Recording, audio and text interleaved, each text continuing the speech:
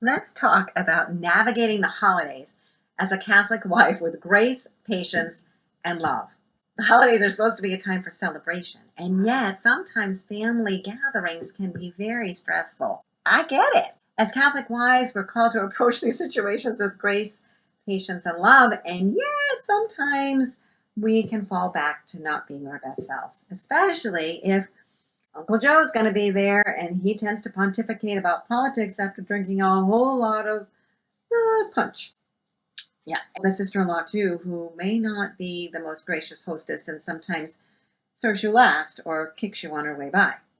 I'm going to invite you to ground yourself in prayer. Make sure your self-care is really high so that you are able to navigate any, we call it bait, coming at you as your best self. So by being able to take care of yourself ahead of time, whether it's getting your nails done, maybe taking a nap, definitely trying to participate in the sacraments, keep yourself high when you go, that you'll be able to be your best self. If you feel like going to a relative's house that's really going to trigger you, then potentially, if it's too upsetting, you might want to stay home, and you can express that desire to your husband to have a small holiday at home. And yet, if your husband really wants to go and be with his parents or his family, then I'm going to invite you to respect that and not to control it. When we control things, we can suck the life right out of it.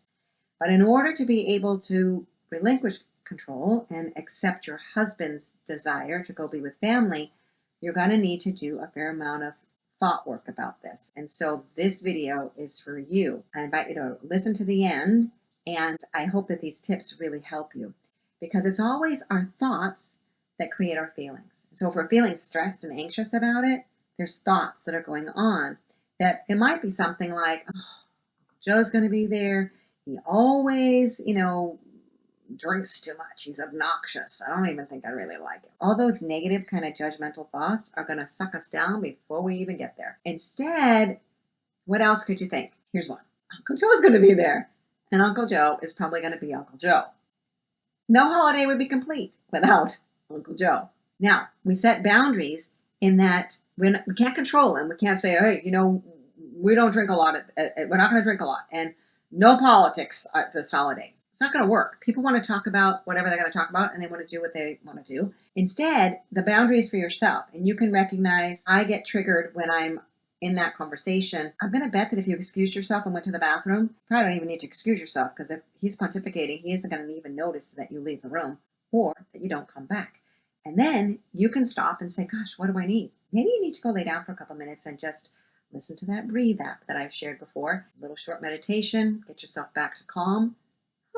What about the kids are doing? You might go have a tickle fest with the little ones or play a board game, right? Like, you can go and be the magical aunt or the magical mom and go have fun with those kids. You get to pause. How do I feel? What do I need? You do not have to engage with those people who are triggering you. If it's your husband who is pounding down the beers, oh, that's a thought, right? Pounding down the beers is a thought.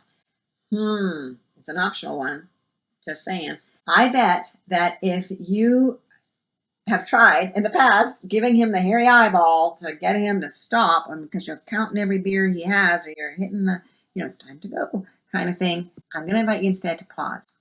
Control is never going to work, and instead you have a choice. If you want to go down that road, you're probably going to create conflict. It will not be a great holiday. But if you can kind of stay on your paper and figure out what it is, why this is bothering you, and to have a backup plan to manage you, then you could probably create peace and a great holiday. It might be, for instance, to pack a just-in-case bag. And so you've got PJs and toothbrushes that if you need to sleep on grandma's couch and the kids are all on the floor, it'll probably be an incredible memory for the kids. They won't care. And yes, you may be on the couch, you may not have a great night's sleep, but you won't have World War III going on with your husband. That, I think, is worth it. Holidays are for celebrating is a great thought that might get you through thinking, oh, my husband is just, look at him. He's having a great time. He really wants to relax. He really wants to enjoy this holiday. Instead of thinking he's pounding the beers, which is not going to empower you. Instead, go to curiosity. How could I enjoy this holiday with him rather than getting snarky? And how about that sister-in-law, right, who maybe doesn't, who serves you last, and you guys just don't jive? Well, I'm going to suggest kill it with kindness. And maybe you offer to bring something, bring the desserts, make the bread, whatever it is, offer to clean up. And maybe put yourself in her shoes and think that maybe there's something going on that you don't know about. Because often when somebody is mean, it has more to do with them than it does with you. Give compassion, give forgiveness. It will make a huge difference in being able to show her love and show her kindness and charity that is more likely maybe to convert her heart than judgment ever will. So when you can see things from other people's perspective, it can give you freedom to really be your best self. And sometimes we have to ask God for help in that forgiveness, because humanly, we are much more likely to stay stuck in anger and resentment. To be able to put the past in the past and let it go is a gift from God, because by nature, we have a tendency to bring it forward. And that actually is a strategy of the evil one, to keep us stuck in the past or fearful of the future, because then we're not living today. And so I'm going to invite you to focus and tell yourself over and over, no, I'm living today. I'm living today. Whatever happened before on past holidays doesn't matter. Today is going to be a great day. How can I make today a great day? Hey kids, how are we going to make this holiday a great holiday?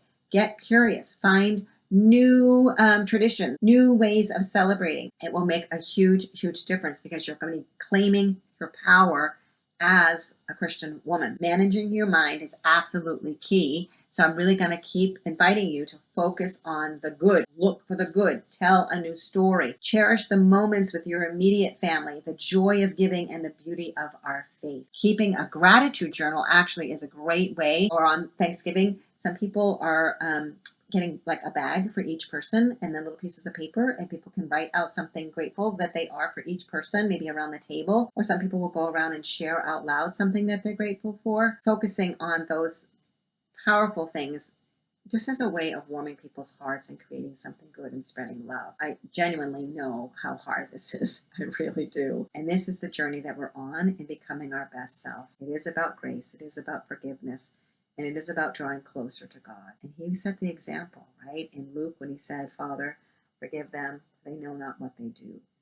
He role modeled it all for us. And are we willing to forgive and to love the way that he did? I invite you to be sure that you have good Catholic Christian friends around you who are supporting you in this work, so that if you have conversations about what might be going up, you don't go down a tunnel and stir up all the evidence of why the holiday is going to be horrible and why you should hate your sister-in-law.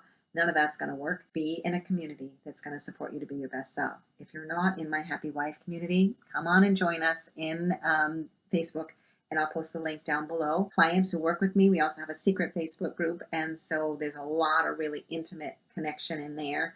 If you're interested in getting more support, head to my website, createmyhappymarriage.com. Click the little button for a free relationship assessment call, and we'll explore if working together makes sense. But most of all, you do want to keep the reason for the season present. That Thanksgiving is about counting our blessings, and Christmas is about the presence of Christ in our lives and having a Savior. We need a Savior, and keeping us grounded in our faith, right? So that we can continue to show up kind and loving. And I do hope that these tips have helped you. I'd love to read down below how you're going to celebrate these holidays. What thoughts are you going to intentionally think in order to show up as your best self? I'd love to read a whole bunch of them down there, because we can inspire each other with those new powerful thoughts. I'm Coach Carol, and I'm standing for you and your amazing holidays. God bless.